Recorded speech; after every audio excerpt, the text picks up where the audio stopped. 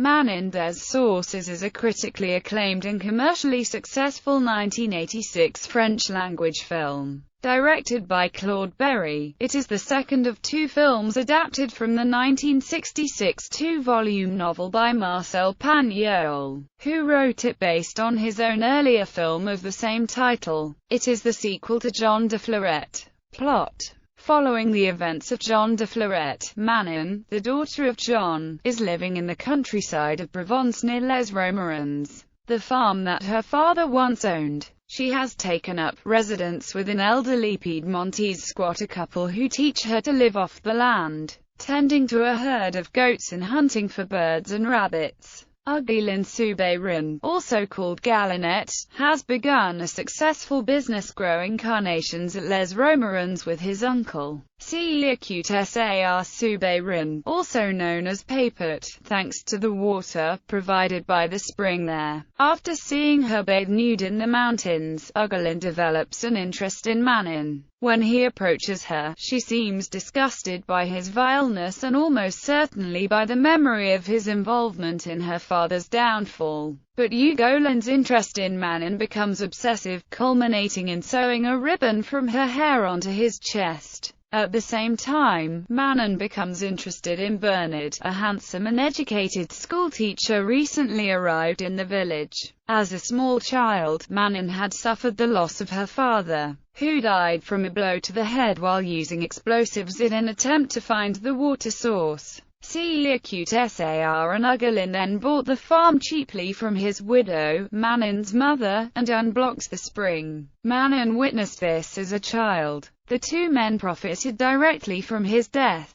When she overhears two villagers talking about it, Manon realizes that many in the village knew of the crime but had remained silent, for the Soubiran family was locally important. While searching for a goat that fell into a crevice above the village, Manon finds the underground source of the spring that supplies water to the local farms and village. To take her revenge on both the Soubirans and the villagers, who knew but did nothing, she stops the flow of water using the iron oxide clay and rocks found nearby. The villagers quickly become desperate for water to feed their crops and run their businesses. They come to believe that the water flow had been stopped by some providence to punish the injustice committed against John. Manon publicly accuses Cesar and Augustin, and the villagers admit their own complicity in the persecution of John. They had never accepted him, as he was an outsider and was physically deformed. Cesar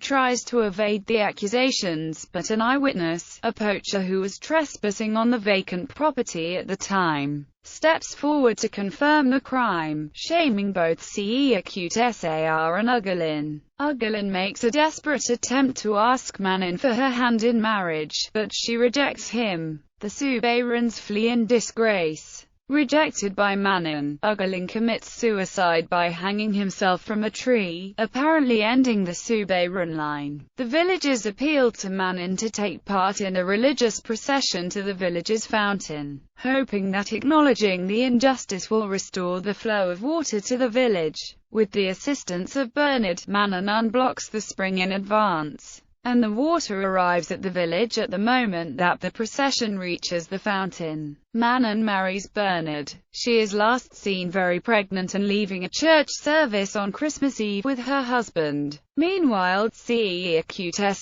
has been broken by his nephew's suicide. Delphine, an old acquaintance of his, returns to the village and tells him that Fleuret, his sweetheart from that period, had written to him to tell him she was carrying their child. Receiving no reply from him, she had tried to abort it. Fleuret left the village, married a blacksmith from nearby Crespin, and the child was born alive but a hunchback. Cesar, away on military service in Africa, never received her letter and did not know that she had given birth to his child. In a cruel twist of fate, John, the man he drove to desperation without having met him, was the son he had always wanted. Devastated, and lacking the will to live any longer, Cesar dies quietly in his sleep. In a letter he leaves his property to Manon, whom he recognizes as his natural granddaughter and the last of the Soubirins.